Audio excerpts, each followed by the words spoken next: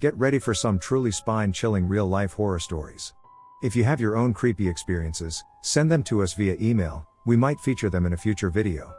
Don't forget to like, subscribe, and hit the bell for more scary content.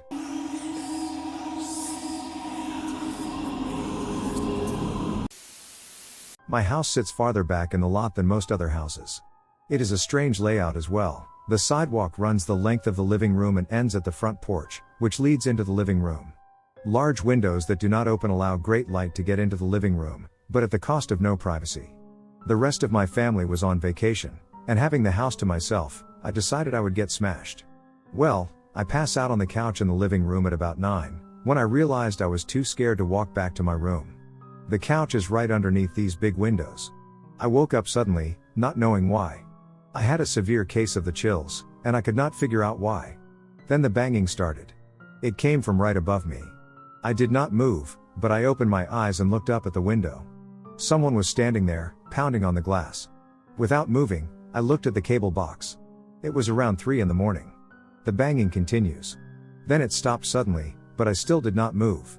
Suddenly it commences again, coming from 2 different directions now. Someone is banging on the window, and another person is banging on the front door. They kept doing it and would not go away. Finally, after about 40 minutes, they quit. It was the most terrifying event I can recall at the moment. It made me a nervous wreck after that. I called a friend the next day to see if he would come over and stay for the rest of the week, and his response was, "What the fuck for?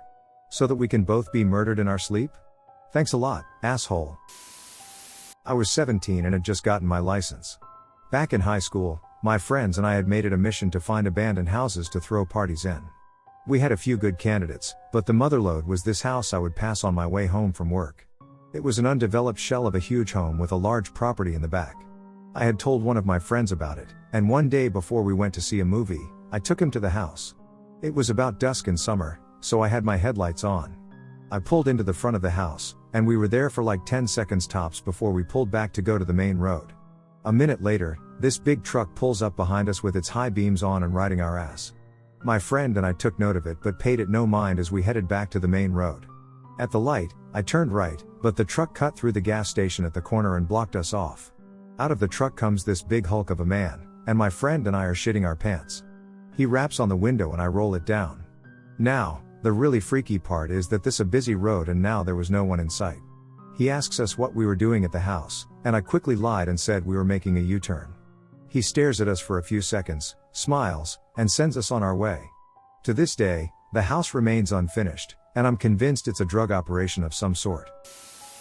When I was about 10, all of my cousins and siblings were over, about 10 of us there. The parents and grandparents were out for an adult dinner. So it was just the kids sitting around watching a few movies when all of a sudden the house shook and there was a large flash coming from the backyard. It felt as if a bomb dropped. We all heard, felt, and saw it, and as a pack we ran into the hallway. The eldest cousins in the group debated calling the police but opted to call the parents. After a few minutes we gained our courage and ventured out into the living room again, this time with weapons, just in case. After a half hour with no other issues, the parents came home and thought we were insane. There was nothing wrong with the backyard, and no neighbors reported anything. It's been 10 years, and we still talk about it, trying to figure out what it was. That has been the scariest thing to happen to me by far. Okay, so this happened to me last summer when I was back at my parents' house during the holidays. It was around 3 a.m., and I was in my room on my computer when I got a call from my sister. Now that was already a little bit weird since my sister's room is just down the hallway from mine and she could have just came in my room. I went to pick up, and the call ended as soon as I reached the phone. I figured that she wanted to speak with me, so I got up and went to her room. As soon as I reached her door, she started screaming that someone was in the room with her, so I busted in, and of course nobody was here. After she stopped crying, she told me that she woke up and saw a dark shadow just centimeters from her face, and that's when she screamed. So I told her that she called me, and she told me that her phone is not in her room and that she was sleeping. Sure enough, her phone is actually downstairs in her purse. The weird part is that I have the log of her call on my phone but she doesn't. Never managed to explain this one. My mother told me this not too long ago, but it happened about 10 years ago now. When my cousin was 17-18 years old, she was in a car crash and had died a couple of weeks later in hospital. She was really close to my dad's sister, our aunt, and used to babysit her kids, who were no more older than 4 years old, all the time. Our aunt's house was under construction just before she passed away, and it continued on after she passed away. One day my aunt got a phone call while she was at work from one of the construction workers complaining about a teenage girl who keeps showing up at the house and walking around, and that she shows up a number of times during the weeks, and it has been happening for a couple of weeks. My aunt asks for a description of the girl to see if she knows her from around the neighborhood, and sure enough, the description perfectly matches my cousin, who died a few weeks before: long brown hair, red baseball cap, denim dungarees, and a white jacket. When my aunt got home, she showed them a picture of my cousin, and they all agreed that it was the girl they had seen walking around the site. This story really freaked me out when I heard it, because our family was never one to believe in anything paranormal or have anything of the paranormal sort happen to them before. When I was about 7, my 2 brothers and I were playing in an area that was used as an unofficial motocross place. We decided to dig a tunnel for some reason. Being the extra smart guys we were. It took a few hours to dig, about 6 feet in and 2 feet high. I was right up at the face when suddenly the tunnel collapsed. It was all dirt with no supports. My world went instantly black and hot. By hot I mean furnace hot. I couldn't move a muscle from the weight of the soil completely enclosing me. I started to really panic, as you do. Everything started turning red, which I guess was blood being forced into my head. Every breath was getting harder as the soil constrained me more and more. Even though my hands were near my face, I couldn't move my arms to clear the dirt around my head, and also started breathing in dirt, which made me cough, which made me contract my stomach, and then I couldn't draw a breath at all. This isn't what made me panic, though. The total darkness turning red with the incredible heat made my young mind think I was going to hell. I don't know how long I was buried for, but it seemed like an eternity. Suddenly I felt something grab one of my feet. My brothers had been frantically digging through the collapse to pull me out and managed to reach me and then pull me out. We never told my parents. I just went home and got hosed down. When we first moved into the house I grew up in, I used to hear things calling my name from the opposite end of the house. Like, I would be in my room playing with Legos or something, and I would hear my dad call my name from his room. So I'd go to my parents' bedroom and ask them what they wanted, and they'd always tell me that they never called my name. Being a little kid, I honestly started to think that they were playing a joke on me, because this happened about once every couple of days. Well, one night it happened, and I went to ask them what they wanted, like always. But right as I stepped into their room, I heard my mom's voice calling for me from the living room, which is all the way on the other side of the house. It was at that exact point that I knew no one was tricking me, because I was looking at both of my parents sitting in front of me. I kinda kept this to myself until my brother was diagnosed with partial narcolepsy. One of the symptoms of narcolepsy is apparently oral hallucinations, so I thought maybe I had it too. Went and got myself checked, completely fine. So I have no idea what was calling my name all those years, and I still hear it at night whenever I come visit and stay over. Posted this elsewhere, but here it goes. Not me but my sister. So growing up, my sister had an imaginary friend. She said she was an older lady, and she was nice, and her name was EE. She talked to her and played with her all that jazz until she was probably 4 or so, and then it stopped. Fast forward to when my sister was about 10. My mom isn't home. She got a call to go to the nursing home for grandpa, so she bolts with pops. My sister and I shared a room at the time, and she was in there doing whatever, and I was on the other end of the house. All of a sudden I hear the radio in our room click on, turn all the way up, turn all the way down, and go off. This happened like 3 times, so I go in there to be all like, WTF, kid, knock it off, and she is sitting in our room just white as a ghost. I go over to the radio to unplug it, no plug. No batteries, only radio in the house. I look at her, and she goes, it was EE. I saw her, it was EE. So I call mom freaking out, and mom is so upset. Apparently, grandpa had just passed away. Okay, weird. I drop the incident, whatever. A few days later, at the funeral, a relative comes up to us and gives us a pic she found. My sister goes, hey, it is EE. It was a picture of my grandparents when they got married. My grandmother died before I was even thought of, when my mom was 11. We live in the home my mom grew up in. We have no pictures of her at all, as my step-grandmother got rid of them all when she moved into the house a few years after mom's death. I may have posted this before, but I don't remember. I was in high school, doing homework at the dining room table. From there, I could see the front door. Our front door at the time had a 2'X5-ish pane of glass in it, with a lace curtain over it. I remember hearing a noise, like somebody was on the porch. It was probably 9 p.m. or so, it was very dark outside, and the porch light wasn't on. As I'm watching the front door, I can see the screen door opening. It stands open for a minute or so, and there's nobody there, or they were dressed all in black. I'm frozen, waiting to see what happens next. The screen door just slowly closes. If someone was there, they didn't just let it go, someone was closing it carefully so that it wouldn't make noise. After that, I don't remember if I heard footsteps. Maybe they saw me watching them and decided to quietly get out of there. When I was 8, my family moved from urban South Florida to a really small town in North Florida. It was like from a Goosebumps book. A lot of weird stuff has happened in the 15 years since we moved there, but the weirdest has got to be when my sister moved back in with my parents. My sister's husband had been shipped off to Afghanistan, so she was left alone with a newborn son. Not wanting to go through the soul-crushing loneliness of raising a newborn all alone in a trailer in the woods, she moved back into my parents' house for a while. She said it started first when the headboard of her bed would slam every now and then. Then one day she woke up because somebody was tickling her.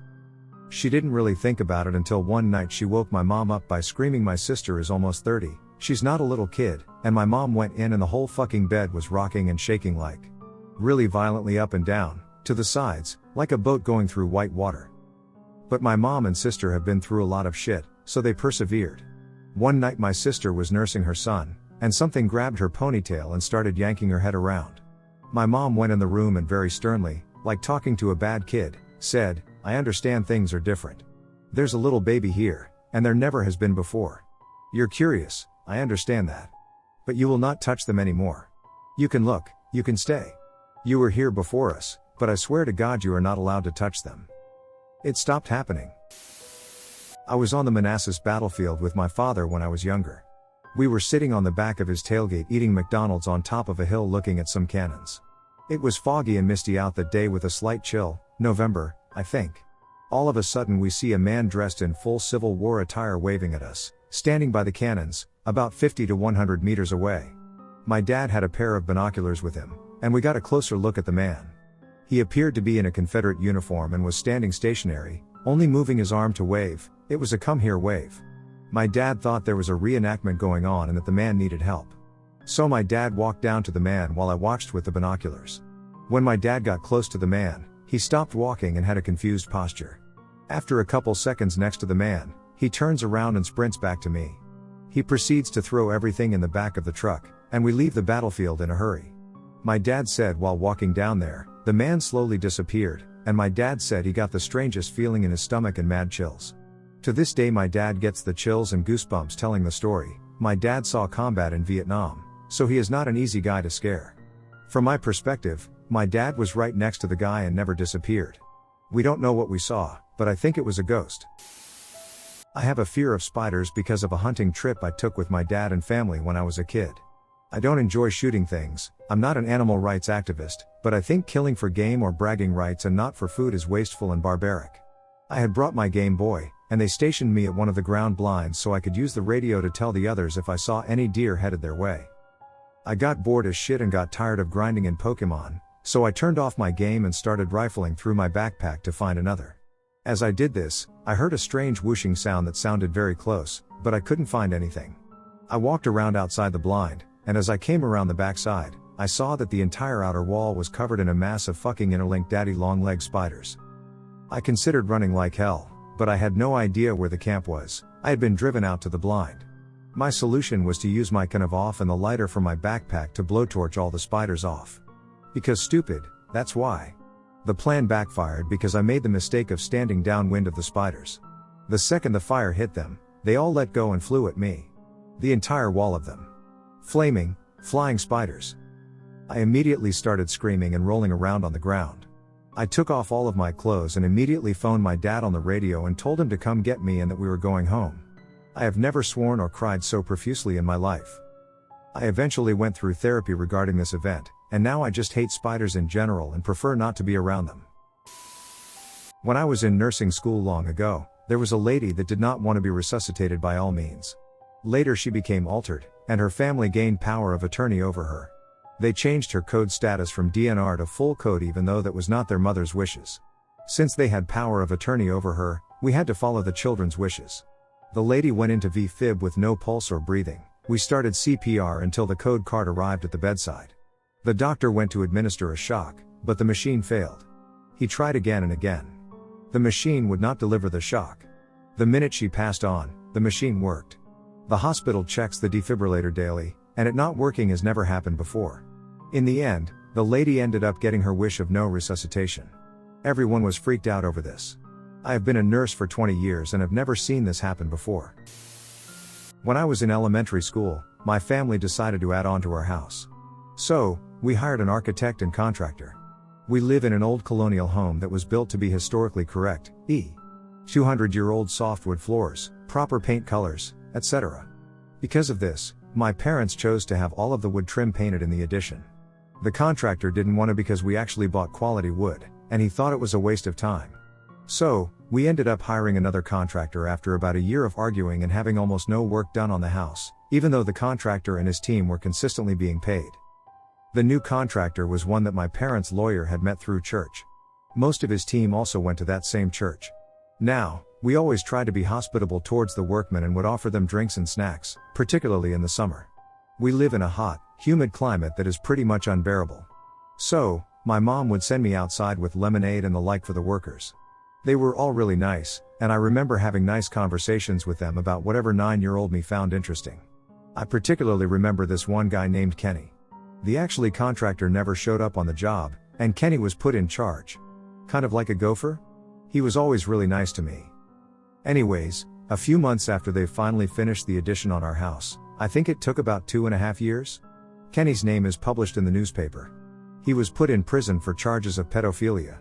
Before he worked at our house, he had been on a list of sex offenders. The contractor found this detail about his employee unnecessary to share with my parents. I was an elementary-aged girl at the time, my brother was in middle school. My parents would leave us home alone with the workmen there on occasion. Thinking about this still gives me the creeps. I can't. It's not something I tell people on a daily basis, but when I was little, I'm gonna say 7 or 8, I woke up to a banging on the window. At first I figured it was just the wind and tried to shrug it off to go back to sleep, but I kept hearing footsteps in my room. My room had a large enough area for you to walk in circles in front of my bed. You know, the kind of noises that are just supposed to be the house settling in. It sounded like someone was circling my room. I used to sleep with the radio on, and at this very moment it was playing a very depressing song, that I can't remember the name of, but if I hear it on the radio, I get the creeps still. So that really started to scare me. The room also felt as if it was getting colder. At this point I was really scared. I decided to make a run for it to my parents' room down the hall. As I passed through the area where the foots were, I got so incredibly cold that I could see my breath, and I froze for a second only to hear the words, "I'm lost." I bolted to my parents' room, hid under their bed, and cried myself to sleep. We were living with my grandparents at the time. In my aunt's room was a 2-foot-tall Victorian-style doll converted into a lamp. The lamp would only turn on by holding the doll's cold plastic hand and raising and lowering the arm. The doll stood on a nightstand next to my aunt's bed, facing the door, greeting everyone who entered with a creepy dead-eye smile. I was alone in the house one day and wanted a blanket from my aunt's closet. Luckily for this scaredy cat, there were 2 important factors that worked in my favor. 1, it was mid-afternoon and I wouldn't need the lamp's light, and 2, the closet was located immediately next to the door's entrance. So without lifting my gaze, I stared at the floor, entered the room, and turned 180 degrees. Now my back was towards the doll. I quickly swung open the closet door and reached down for a blanket when suddenly something about the room was different, brighter, the light was on, and the peach fuzz hairs on the back of my neck uncurled. I froze for an eternity, then felt my survival instinct kick in and wanted to run screaming in horror, but before all that I still had to look. Man, I wish I hadn't looked. As I turned to exit the room, I lifted my stupid head only to confirm that the doll's hand was raised and that it was pointed directly at me. Such a traumatizing vision burned in my brain since I was 13. Much uneasy, creepy memory. It was around last year. We had a friend that went missing for almost a week. We weren't really that close, and he lives in a campus dorm, so I really didn't know till that night. My housemates saw a report from the university's FB page that there were a couple of bodies found in a spring at the far edge of the campus. Our university is located beside a mountain. We all started to worry, especially when I learned that he really had been missing. We were anxious for news to come, and when the reports of the initial ID came in, we were shocked. He was one of them. The report misspelled his last name, but we knew it was him. Panic mode. My housemates and I went out to meet with his dorm mates while I called a couple of our friends that went straight to the springs. They weren't able to see him there, since when they got there, the police already took the bodies for autopsy. At that point, we couldn't do anything but wait for further news. It turns out that the two of them went swimming there the weekend before and drowned. Their bodies got really bloated from being soaked for days, and crustaceans started to eat away their skins. It really seemed at first that it was a frat initiation gone bad, because they both looked like they were covered in lashes. It's a very fucked up way to die. R.I.P. Kevin. When I was a kid, I had to go to sleep early at about 8 p.m. I was lying in my bed staring at the hallway lights, listening to my family laugh in the kitchen.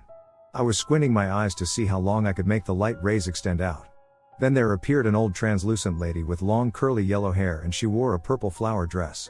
She stared at me with a smile half the size of her face. I kid you not. I tried to scream, but nothing came out. So I placed the blanket over my head and cried myself to sleep. The next morning I asked my sister if we had a visitor the night before. My words probably were, "Did an old white lady visit us last night?" She said no. I told her what I had seen, and she said it probably was my guardian angel. Thinking of it now, I have to say, bullshit. That's some freaky way to say hello. My classmate later mentioned to his friends he saw a teenage boy with the same half the size of your face smile, standing at night in his backyard as he was going to close the garage door. His reaction was to run back into the house. I was living in this apartment in Oslo that just had this weird vibe. There were 3 of us living there, 2 girls and I. This was a building from the mid-1800s. Several weird things happened there. One of the rooms I didn't want to even go in. It was cold, even if the rest of the place was perfectly warm. Every time I was in there, thoughts of children crying or being in some kind of peril went through my head. I can't explain any better. I could not stay in there for very long. My room was the old living room, and one morning I awoke to something growling like a big cat or snarling dog in my room. I was pinned down in my bed, although nothing was there. I could not move. I was scared shitless. One of the girls I lived with had a cat, and even though it was only a year old, it just suddenly died. We were just hanging out, and all of a sudden we heard the cat making these horrible sounds. It was just lying in the bathroom on the floor, tongue out, gasping for air and making this horrible sound. Then it died. It took like 10 minutes. I moved out of that place shortly after. I'm a very big skeptic. I don't believe in ghosts, etc., but that place was really unnerving. I used to work as a cleaner at my school after class, so by the time I left, the roads were pretty quiet as everyone had already walked home. One day I noticed this man walking behind me, not too close but obviously following me. He was quite creepy, his face looked like it was made of plastic, and he had a really subtle smile. Anyway, the first time I saw him, I thought nothing of it. About 2 weeks later I noticed him again, and from then on I saw him every single day when I was walking home. I didn't tell anyone because I was 16 and I knew my parents would want to start taking me to and from school, and that's not cool. Anyway, one weekend I was walking to my friend's house, which was a similar route to the one I would take to school. As I was turning up the main road that he would follow me back from school on, I happened to look over at a minibus that was parked at the bottom on the road, and I swear to God, he was sat in the driver's seat, staring through the windows at me. I called my friend and made it very obvious that I was on the phone, thinking it might deter him, but when I next turned around, he was about 2 meters behind me, with that same plasticky smile. I started to sort of walk/run, and I could actually hear him doing the same, keeping the same pace and distance the whole time. I was still on the phone with my friend, and I told her to open her front door and wait for me. When I got there, I ran straight in, and we locked up the door. The guy just stood outside her house for about 2 hours, smiling and staring in the window. After that I never saw him again, and I've moved away since, but when I went back to visit my parents last weekend, that minibus was still there parked in the exact same spot. I was on holiday in Cancun, Mexico. It was 2005 and I was 15. Having been for a swim, I decided to go and get a shower and change before getting something to eat. I entered the apartment and went through to my room, grabbed my stuff, and entered the bathroom. As I shut the bathroom door behind me, I felt something fall onto my hand. When I looked I saw a large black Mexican hell monster with a few too many legs for my taste. It completely covered the back of my hand, and in the brief second I looked at it, I determined it was some sort of spider/tarantula. Now being from England, I am neither used to nor capable of dealing with such creatures, so I was forced to rely on pure human instinct. This was it, fight or flight.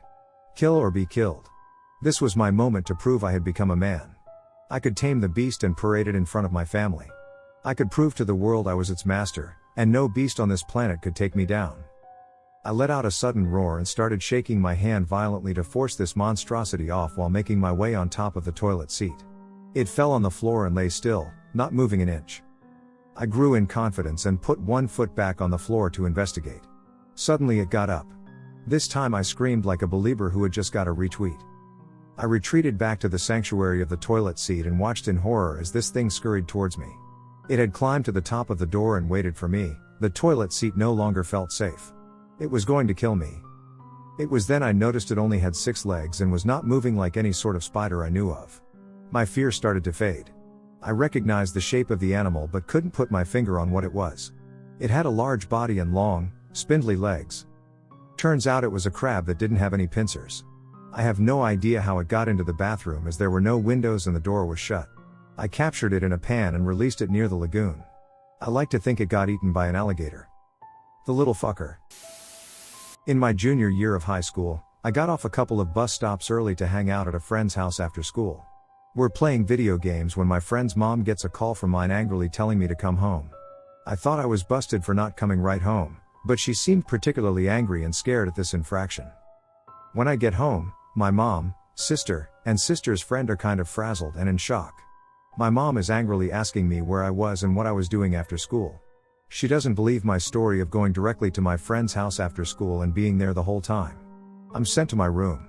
A few minutes later my sister comes in and asks me the same thing, to which I respond with the same answer and ask, why is everyone acting so weird and freaked out? While I was at my friend's house, my mom heard a voice saying my name from her bedroom window. When she looks outside to our backyard, she sees my sister, her friend, and a guy with no shirt on hugging my sister's friend from behind. My mom swears it was me and goes out back to reprimand me for shirtlessly hugging on my sister's friend. When my mom gets outside, she just finds the 2 of them. There have only been the 2 of them out there the entire time. My mom doesn't believe them, because she clearly heard a man's voice and saw the shirtless guy out there. She interrogates them as to my whereabouts because she thinks they are covering for me and I was somewhere in hiding. So, here's the spooky part, my sister's friend came over because she needed someone to talk to. It was the 1-year anniversary of her fiancé's suicide. Her fiancé and I share the same name. My mom had no context of any of this when she saw the male figure out back with her. This will get buried, but oh well. When I was about 4, my dad was a mechanic and found a little ugly chihuahua in a junkyard. He brought him home, and my parents were going to take him to a shelter, but I begged and begged to keep him. I even swore I'd watch him since we lived in the middle of nowhere in the plains of the Panhandle in Texas. Anyway, they let me keep him, mainly I think because they didn't think he'd survive. Fast forward 5 years, the dog grows up to be the most beautiful, big dog you ever saw, named Ernie after Sesame Street. By this point, I was allowed to drive a golf cart to my grandparents' house about 2 miles away after school. The distance was pretty much just a big field with a few fences. One day, the battery went dead in the golf cart halfway there. Ernie had followed me like always, and we started walking the distance. All of a sudden, Ernie turns towards me and starts growling. This was a massive dog, and I was terrified. I just saw Old Yeller 2 and was convinced that he had rabies. I tried to run past him, and he jumped on me before I made 2 steps. He knocked me down. He stopped growling and just stood on top of me for a minute. When he got off, I started running towards my house. He just stayed there growling at something imaginary. I told my dad, and he grabbed his gun, presumably to kill Ernie, and I was freaking out. Like an hour later, I heard a gunshot. Imagine my surprise when my dad and Ernie came back unharmed. Apparently, there had been a nest of huge rattlesnakes in the ditch ahead of me, and Ernie had kept me from walking right through it. I had never noticed because I usually drove over the other side where the trail was. According to my very freaked out dad, there was no way I would have missed them. Ernie must have heard them and saved me. About 25 years ago, I was driving to a friend's house and came up behind a car moving at about 15 miles per hour on a 40 miles per hour two-way road. I move into the opposite lane to pass, and suddenly the guy speeds up and rams his car into mine, forcing me to the side of the road. That's the scary part. Here's the creepy/miraculous part. This happened on a Sunday, in an industrial part of South Tucson, which is primarily Hispanic. When my car came to a stop after being forced over by the raging motorist dude, there were 2 guys standing there 10 feet from where I came to a stop, a pale redhead and an Asian. The motorist was exiting his car to come over and do God knows what to me or my car, with an angry look on his face. He took a look at the 2 guys and got back in his car. I didn't stick around long, But I often think about those two guys just standing there doing nothing but looking out of place in an otherwise ghost town, empty part of town, and what might have transpired had they not been there.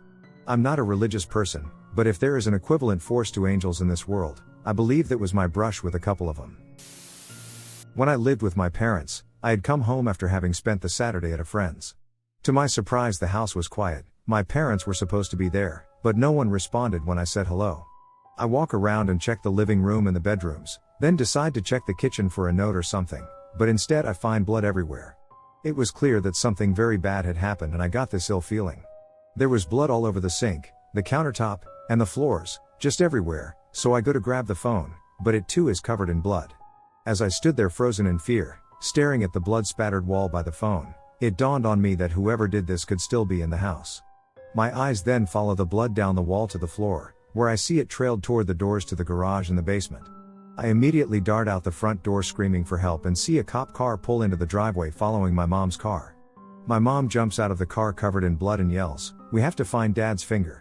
I soon find some relief in discovering my parents are alive and well, and that my father had just lost his finger while using the chipper/shredder in the backyard. Along with the police, my mom and I look through the wood chip pile for Dad's finger, but to no avail, so to this day he is one less digit. The day after the accident, I was told to put the chipper/shredder away and move the pile, so I did, and I ended up finding Dad's finger. It was white and fleshy, almost fake looking, but it was real. I didn't want to touch it, so I picked it up with 2 sticks and brought it in to my father, who cried at its belated discovery. We buried it in the backyard later that day next to our old dog.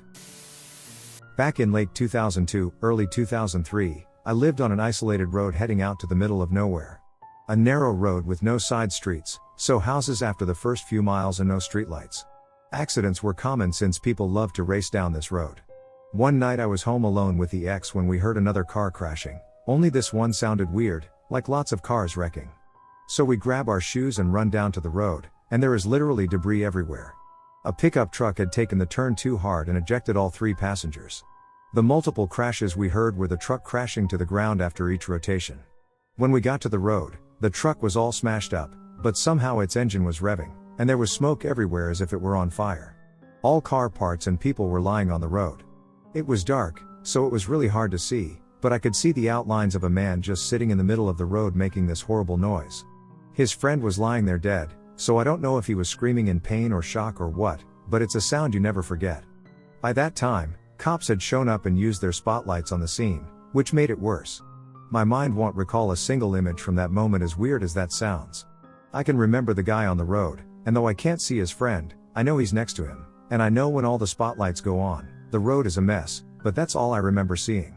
What I know happened is when the guys were ejected, their bodies were torn apart. So much so that police were walking around with body bags after the victims had long since been driven off. I know the scene was so bloody that the road and the pull-off in front of our driveway were stained with blood for days. And the neighbor told me I calmly stepped over the remains I noticed next to me when the lights went on. But I don't recall any of it. The only other thing I remember from that night is the life flight helicopters circling overhead and all the trees moving because it was so low. That alone is an eerie experience. Out of 3 men, 2 died on the scene. 1 lived and fled the country. They were migrant workers, probably my worst memory.